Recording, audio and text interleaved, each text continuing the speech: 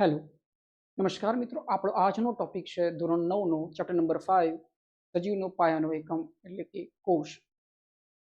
આપણે આજે સ્ટડી કરીશું કે કોષ શું છે, કોષમાં કેટલા પાર્ટ્સ આવેલા છે, કોષની શોધ કોણે કરી હતી, એવી બેઝિક માહિતી સાથે આપણે આ ચેપ્ટરની શરૂઆત કરીએ છીએ. તમે બનેલા રહેજો. મેં ઇન્ટરેસ્ટિંગ રીતે તમને સમજાવ્યું છે કે આ ચેપ્ટરની અંદર આવે છે શું.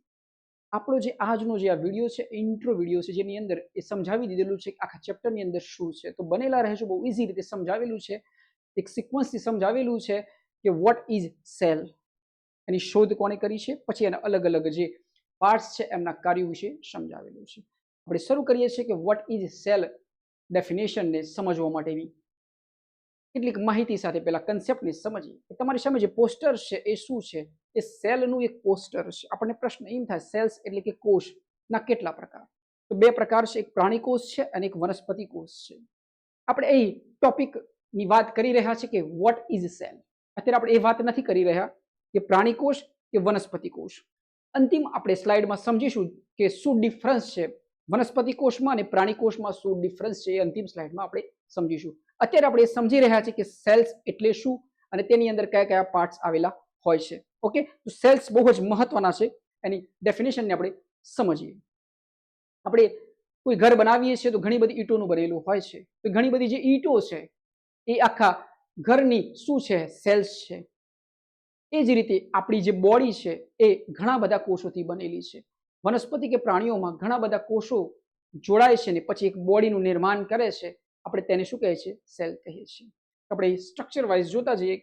પોસ્ટરમાં મેં બતાવેલું છે કે જે આમ ઈંટોથી જેમ ઘર બને છે, રાઈટ છે, એ જ રીતે આપણી જે હ્યુમન બોડી છે એનો એક સેલ્સનો એક પાર્ટ લે, એનિમલ સેલ્સ કહે છે તો આ ટાઈપનો છે. એક વનસ્પતિ છે તો એની અંદરથી સેલ્સ લે છે તો આ ટાઈપનો એનો સેલ છે. તો એક એનિમલ સેલ છે અને એક પ્લાન્ટ સેલ છે. તો આપણે એ સમજવાનું છે કે જ્યારે આપણે સ્ટ્રક્ચર બનાવીએ છીએ, જ્યારે આપણે ઘર બનાવીએ છીએ તો ઈંટોથી બનાવીએ છીએ કે ઈંટો પર પરત દર પર એક સ્ટ્રક્ચર બને છે. તો આપણી બોડી છે સેલ્સથી બનેલી છે. તો એનો કન્સેપ્ટ આપણે સમજવાનો છે કે સેલ્સને શું કહે છે. તો સેલ્સને આપણે ગુજરાતીમાં કહીએ તો આપણે સમજવાનું કે શરીરનો રચનાત્મક અને ક્રિયાત્મક એકમ એટલે સેલ એટલે કોષ. શરીરને શું કરે છે? આવા સેલ્સ ભેગા થઈને શું બને છે? રચના કરે છે. અને એ સેલ્સ રચના કરે છે બોડીની, તે જ રીતે તે કાર્યમાં બધી મદદરૂપ થાય છે.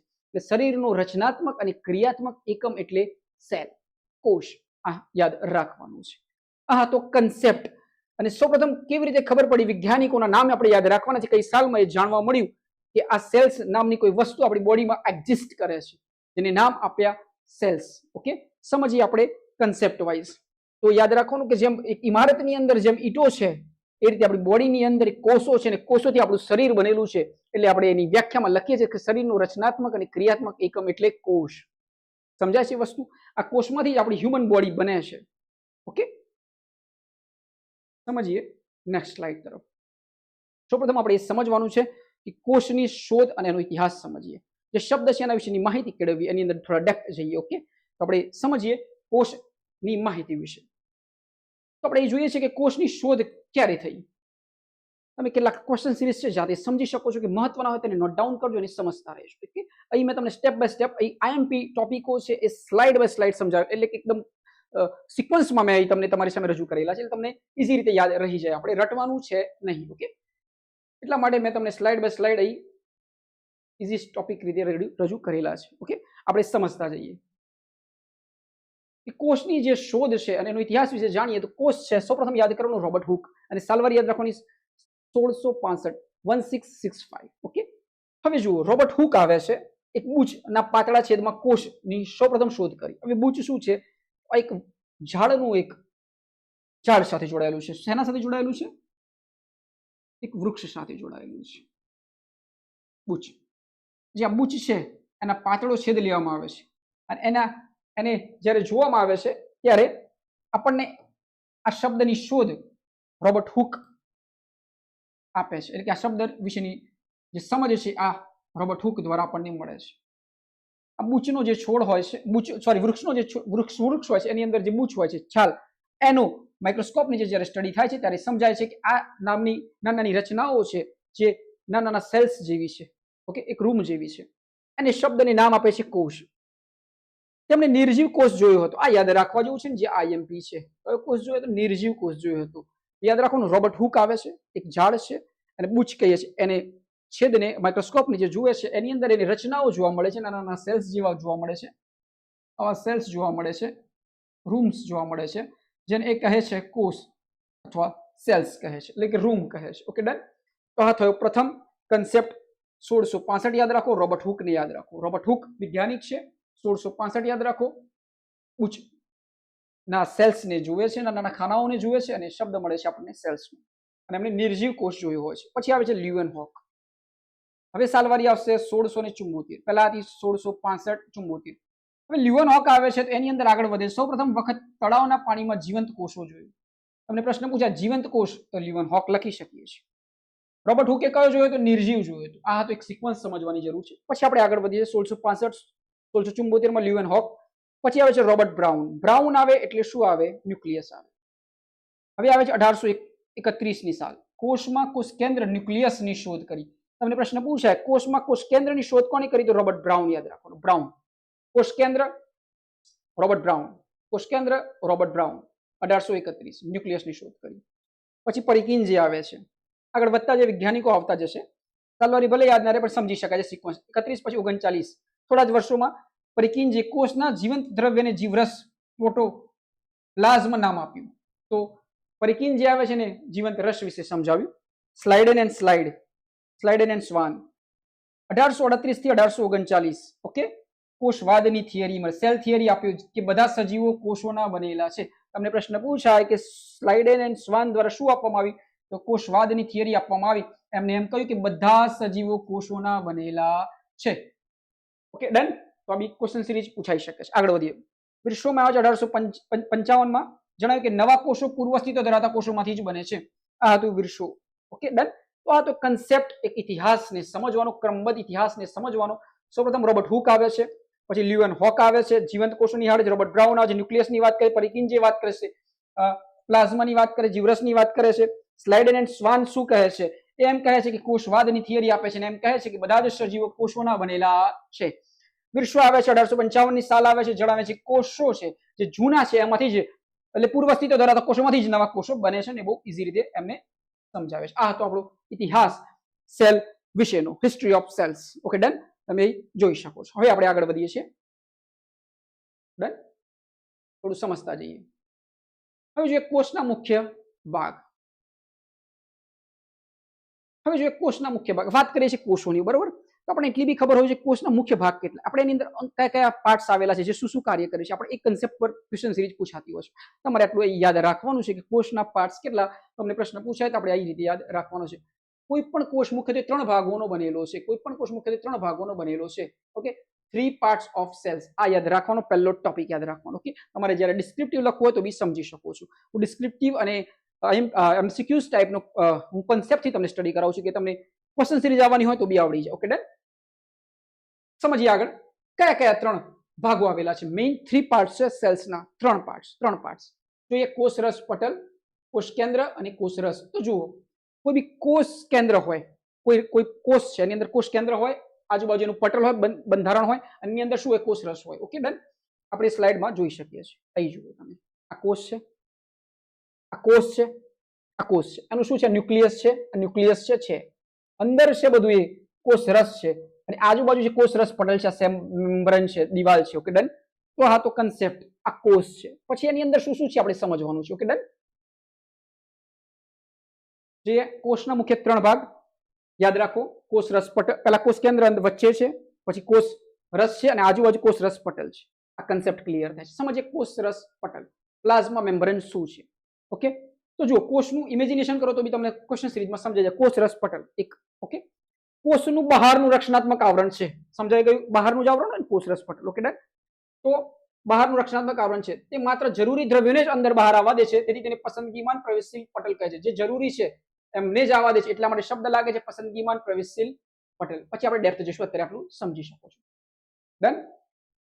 તો આપણે એ સમજવાનું છે આ કોષ છે, આ કોષરસ પટલ. તો એવા જ દ્રવ્યોને અંદર આવવા દે છે કે જે જરૂરી છે, એટલા માટે શું કે બહારનું આવરણ છે. ડન. નેક્સ્ટ આપણે આગળ જઈએ, સ્લાઇડ બાય સ્લાઇડ સમજતા જઈએ. હવે જે કોષ કેન્દ્ર,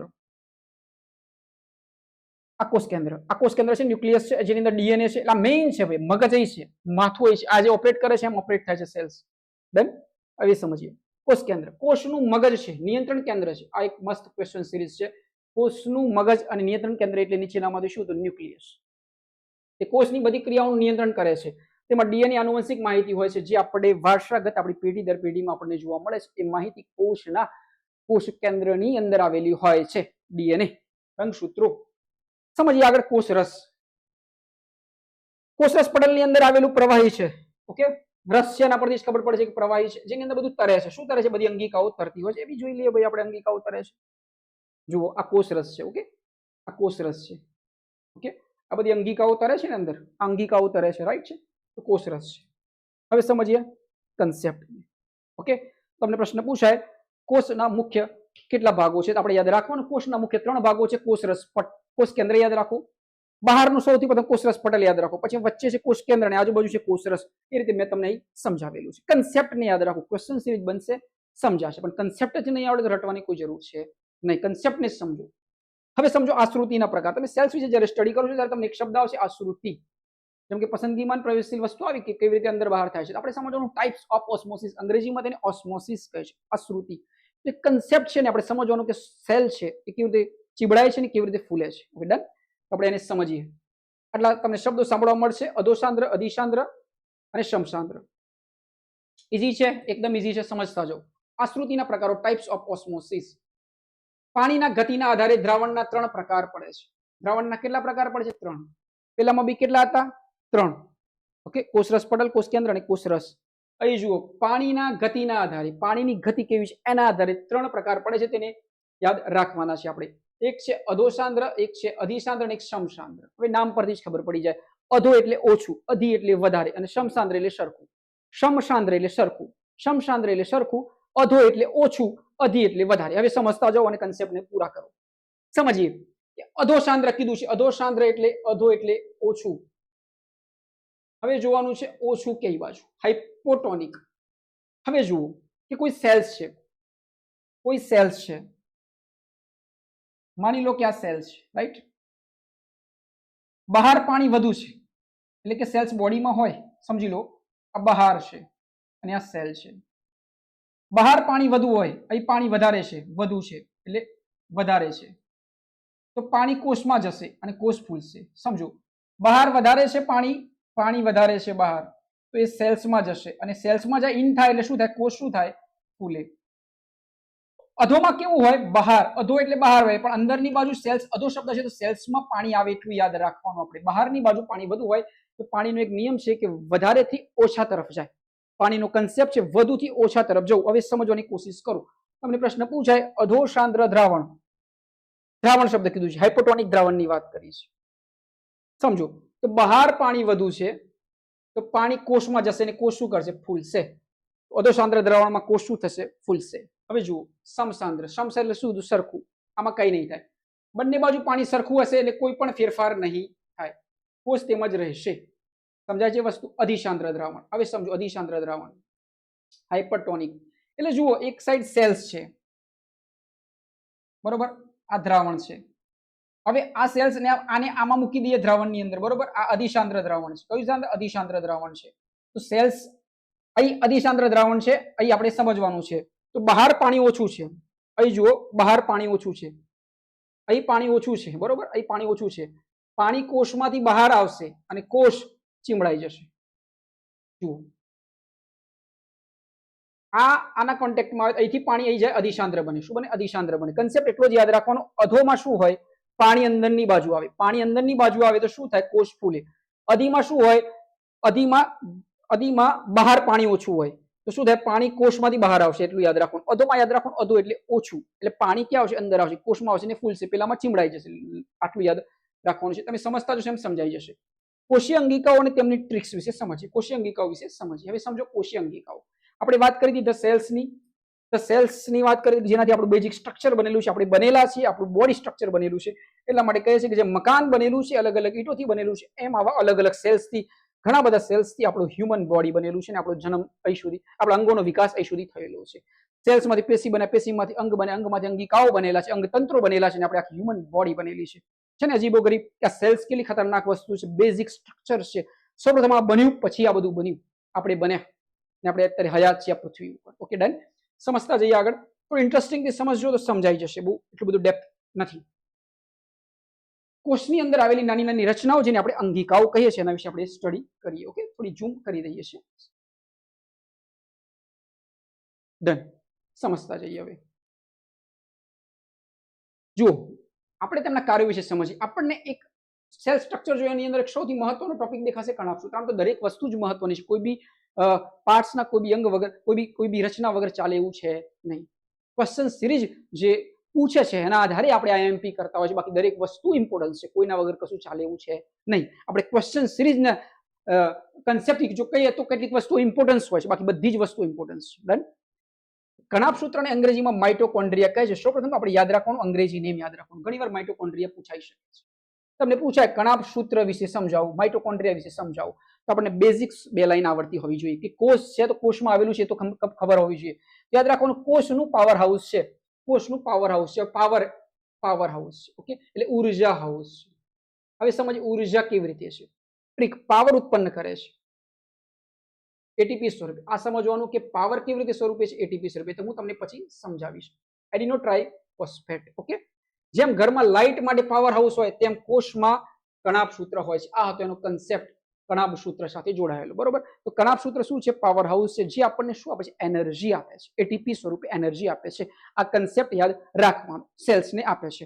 પછી આપણે ડેપ્થ સમજશું જ્યારે આપણે એનો વિડીયો બનાવશું કણાભસૂત્ર પર પર્ટિક્યુલર, ત્યારે આપણે એના વિશે સમજશું. અત્યારે આપણે ચાલે છે ઇન્ટ્રો વિડીયો. અંગિકાઓ વિશે સમજવાનું છે. એનો કન્સેપ્ટ છે કણાભસૂત્ર, પાવર હાઉસ છે ભાઈ, એટલું યાદ રાખો. એટીપી સ્વરૂપે ઉર્જાનો ઉપયોગ કરે છે. આપણા ઘરમાં જેમ લાઇટ આવે છે તો કોઈક જગ્યાએથી લાઇટ આવે છે, એમ સેલ્સમાં લાઇટ છે, લાઇટ આપે છે, ઉર્જા આપે છે, એ છે કણાભસૂત્ર, જેને અંગ્રેજીમાં કહે છે માઇટોકોન્ડ્રિયા. આગળ વધીએ, ગોલ્ગી પ્રસાધન, ગોલ્ગી એપરેટસ. હવે સમજીએ ગોલ્ગી એપરેટસ. આયો સમજાય છે વસ્તુ? આ છે માઇટોકોન્ડ્રિયા. સમજાઈ ગઈ વસ્તુ? આ માઇટોકોન્ડ્રિયા છે. આ છે ન્યુક્લિયસ. આ ગોલ્ગી એપરેટસ. આપણે જે સમજી રહ્યા છે એ આ છે ગોલ્ગી એપરેટસ વિશે સમજી રહ્યા છે. આ છે ગોલ્ગી એપરેટસ. ડન. આ છે ગોલ્ગી એપરેટસ. થોડી મોટી સ્લાઇડ કરી દઈએ એટલે આપણે જ્યારે બી હું તમને સમજાવું તો તમને સરસ રીતે સમજાય. આ છે ગોલ્ગી એપરેટસ. સમજાય છે ને વસ્તુ? આ ટાઈપનો કન્સેપ્ટ છે. દરેક વસ્તુનું એક કાર્ય છે. દરેક જે અંગિકાઓ આ તરી રહી છે એનું કાર્ય છે. આપણે એને એક સ્લાઇડ બાય સ્લાઇડ સમજવાનું છે. ઈઝી છે, કોઈ બી નથી. આમાં ન્યુક્લિયસ છે, મગજ છે, આ યાદ રાખો. આપણે માઇટોકોન્ડ્રિયામાં પાવર હાઉસ જોઈએ. હવે જોઈએ ગોલ્ગી એપરેટસ. ગોલ્ગી એપરેટસને આપણે જોઈએ, સ્ટડી કરીએ. ગોલ્ગી એપરેટસ વિશે જોઈએ. ગોલ્ગી એપરેટસ વિશે જોઈએ, જેને ગોલ્ગી પ્રસાધન કહે છે.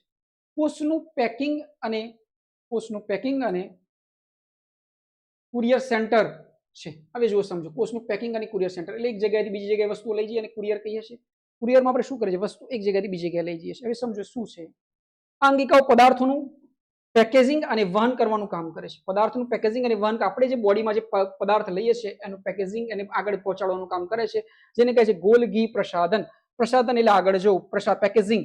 પ્રસાધન પરથી યાદ રાખવાનું, એપરેટસ પરથી યાદ રાખવાનું. એપરેટસ એટલે કોઈ વસ્તુ, એના પરથી યાદ રાખવાનું કે ગોલ્ગી એપરેટસ રિલેટેડ ટુ પદાર્થનું પેકેજિંગ અને વહન.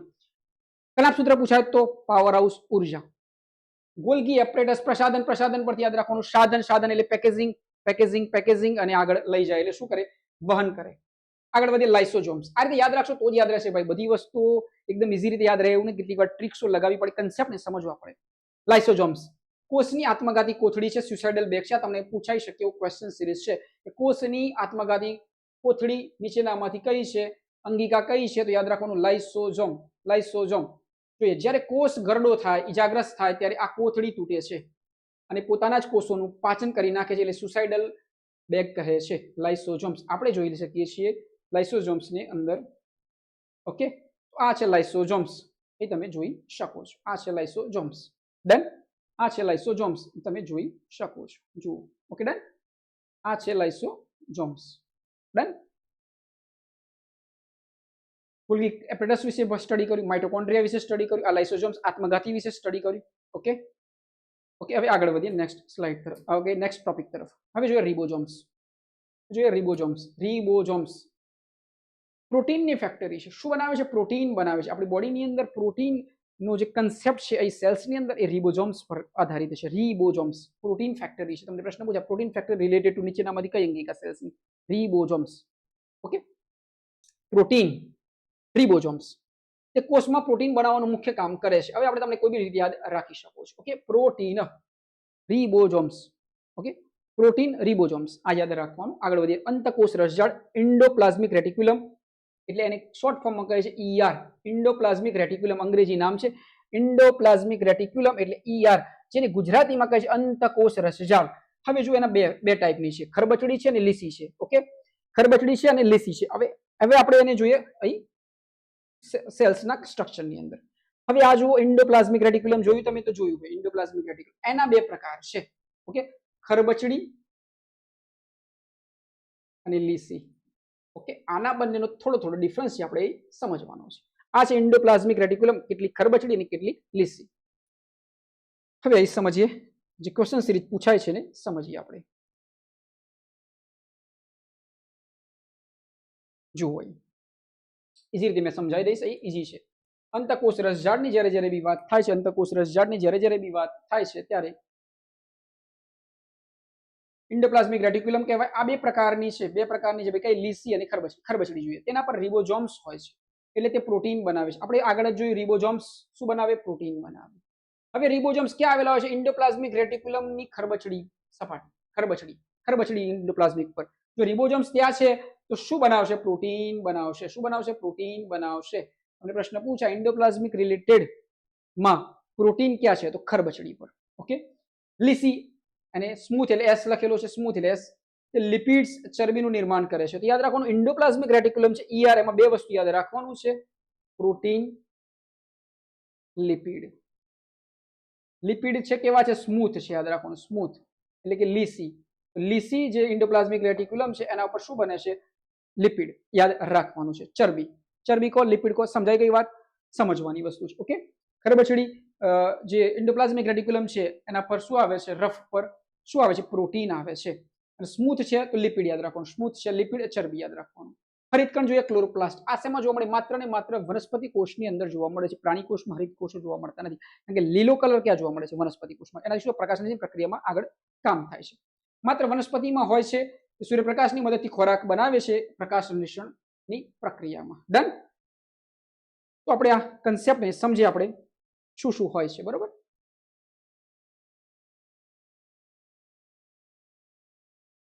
આપણે આજે જે સમજ્યા છે ને આપણે એક કન્સેપ્ટથી સમજતા જઈએ.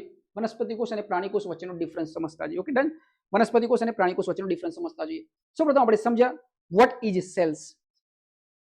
સજીવનું રચનાત્મક અને ક્રિયાત્મક એકમ એટલે શું, સેલ્સ, કોષ. હવે આપણે સમજીએ પ્રાણી કોષ અને વનસ્પતિ કોષ. અત્યાર સુધી આપણે વાત કરી હતી કોષની વાત કરી હતી. એની અંદર આપણે એક ટોપિક જોયો તો જ્યાં વનસ્પતિ કોષમાં છે. હવે આપણે સમજીએ વનસ્પતિ કોષ અને પ્રાણી કોષ વચ્ચેનો ડિફરન્સ શું છે. બે મેઇન વસ્તુ છે, તમારે ધ્યાનથી સમજવાની છે, તમને પૂછાઈ શકે છે. લક્ષણ વનસ્પતિ કોષ અને પ્રાણી કોષ. પ્લાન્ટ સેલ અંગ્રેજીમાં, પ્રાણી કોષને એનિમલ સેલ્સ કહે છે. આપણે જોઈએ કોષ દિવાલ સમજીએ, હરિતકણ સમજીએ, રસધાની સમજીએ અને તારા કેન્દ્ર સમજીએ. ઓકે, આમાંથી આપણે એટલું સમજવાનું છે કઈ વસ્તુ કયામાં નથી, બીજી બધી તો છે હયા. Okay, done. કોષ દિવાલને પહેલો કન્સેપ્ટ સમજીએ તો કોષ દિવાલ વિશે આપણે એ જાણવાની કોશિશ કરીએ તો એ શબ્દ છે વનસ્પતિ કોષ એટલે કે પ્લાન્ટ સેલ. તો એ જોઈએ કોષ દિવાલ. તો આપણે જોઈએ વનસ્પતિ સેલમાં કોષ દિવાલ હોય છે, તો હા હોય છે, સેલ્યુલોઝની બનેલી હોય છે. હવે જો એ જ વસ્તુ પ્રાણી કોષમાં જુઓ, અહીં શું છે, ગેરહાજર હોય છે, નથી એટલે આપણે સમજવાની જરૂર જ નથી કે શેની બનેલી છે. તો આપણે યાદ રાખવાનો પહેલો ટોપિક કે કોષ દિવાલ છે એ વનસ્પતિ કોષમાં હયાત હોય છે, પ્રાણી કોષમાં હોતી નથી. ડન. હવે આગળ વધીએ આપણે હરિતકણ તરફ. હરિતકણ એટલે હરિતકણ લીલો. હવે આપણને ખબર પડી જાય કે આ ક્યાં આવેલી છે, વનસ્પતિ કોષમાં આવેલી છે. તો હા, વનસ્પતિ કોષમાં છે ને લીલા રંગ માટે જવાબદાર છે. તો બે વસ્તુ છે, કોષ દિવાલ, હરિતકણ, જે વનસ્પતિ કોષમાં જોવા મળશે, પ્રાણી કોષમાં જોવા મળશે નહીં. એટલે શું છે, ગેરહાજર. આ તો મેઇન કન્સેપ્ટ. તમને પ્રશ્ન પૂછાય કે કયા કોષમાં કોષ દિવાલ હોતી નથી કીધું છે, તો પ્રાણી કોષમાં નથી, હોય છે તો વનસ્પતિ કોષમાં. હરિતકણ કે તો ખબર જ પડી જાય, ગોખવાની કોઈ જરૂર નથી. લીલો કલર શેમાં હોય, વનસ્પતિમાં હોય, ગોખવાની જરૂર જ નથી. તો વનસ્પતિ સેલ્સમાં પેલામાં ગેરહાજર હોય. હવે જુઓ રસધાની ખૂબ મોટી હોય અને કેન્દ્રસ્થ હોય. શેમાં હોય, વનસ્પતિ કોષની અંદર ખૂબ મોટી હોય. પેલામાં કેવી નાની હોય અને અસ્થાયી હોય. તો મોટી હોય પેલી નાની હોય. હવે જુઓ તારા કેન્દ્ર વિશે. સામાન્ય રીતે ગેરહાજર હોય અને આમાં હાજર હોય. આ હતો મેઇન કન્સેપ્ટ, જે એ બતાવે છે કે આટલી વસ્તુ હાજર અને ગેરહાજર છે. પ્રાણી કોષમાં તારા કેન્દ્ર હોય છે, આટલું યાદ રાખવાનું છે.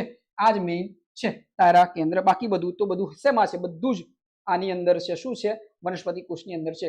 કોષ દિવાલ છે તો હા હરિતકણ છે તો હા, અને રસધાની છે તો પેલામાં બી છે, પણ એ શું છે, ખૂબ મોટી છે, એટલે પોઝિટિવ સાઈડ બધી જ વનસ્પતિ કોષોની છે, ખાલી એમાં તારા કેન્દ્ર નથી. આ પ્રશ્ન પૂછાય છે કે વનસ્પતિ કોષમાં શું નથી, નીચેનામાંથી તારા કેન્દ્ર નથી.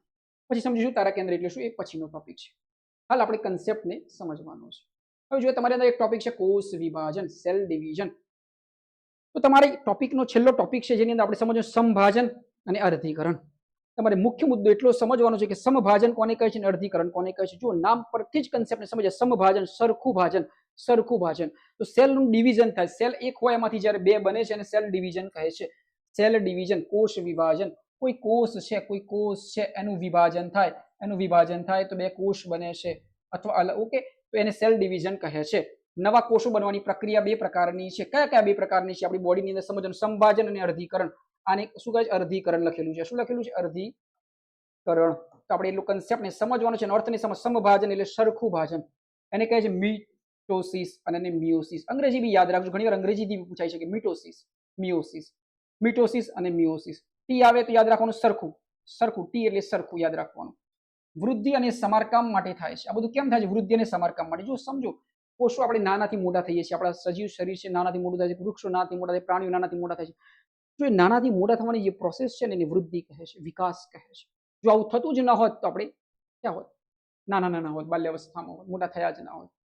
એક કન્સેપ્ટ છે કે શરીરમાં કોષ તો આવેલા છે ભાઈ, કોષ આવેલા છે, પછી શું કાર્ય કરે, સંભાજન કરે છે, અર્ધીકરણ કરે છે, ને એ બધી પ્રોસેસોથી શરીરમાં અલગ અલગ અંગો બને છે, અલગ અલગ રચનાઓ બને છે, અને અલગ અલગ જીવન પદ્ધતિઓમાં આપણે મોટા થતા હોઈએ છીએ. એક કોષમાંથી બે સરખા બાળકોષો બને છે. ઓકે, યાદ રાખવાનું, એક કોષ છે, આ એક કોષ, એમાંથી સરખા બે બાળકોષો બને છે, એક અને બે સરખા, તો સમભાજન છે. આ રંગસૂત્રોની સંખ્યા બી સમાન રહે છે. આમાં જે કોષ કેન્દ્રમાં જે રંગસૂત્રો છે એ જ કોષ કેન્દ્રમાં આવા બી હોય છે. તો યાદ રાખવાનું, સમભાજન છે તો બધું સરખું છે. ઓકે, કોષોની સંખ્યા બે બાળકોષો બને છે તો બી સરખા બને છે, બે સરખા બાળકોષો બને છે, બે સરખા બાળકોષો બને છે એમાં ન્યુક્લિયસની અંદર સરખા રંગસૂત્રો હોય છે, સમાન હોય છે, બધું સમાન એટલે સમભાજન. નેક્સ્ટ છે અર્ધીકરણ. પ્રજનન માટે જનનકોષો, શુક્રકોષો, અંડકોષો બનાવવા થાય છે. એક કોષમાંથી 4 બાળકોષો બને છે અને રંગસૂત્રોની સંખ્યા અડધી થઈ જાય છે. જો મેઇન કન્સેપ્ટ સમજો. અર્ધીકરણ ક્યાં જોવા મળે છે, મિયોસિસ ક્યાં જોવા મળે છે, તો પ્રજનન માટે જનનકોષો, જે આપણા જનનકોષો છે, કોણ છે, શુક્રકોષો છે અને અંડકોષો છે. મેલમાં શુક્રકોષો છે, ફિમેલમાં અંડકોષો છે. સમજો, પ્રજનન માટે સંતતિ જે પેદા થાય છે આપણે, તો એના માટેનો કન્સેપ્ટ છે ત્યાં અર્ધીકરણ જોવા મળે છે.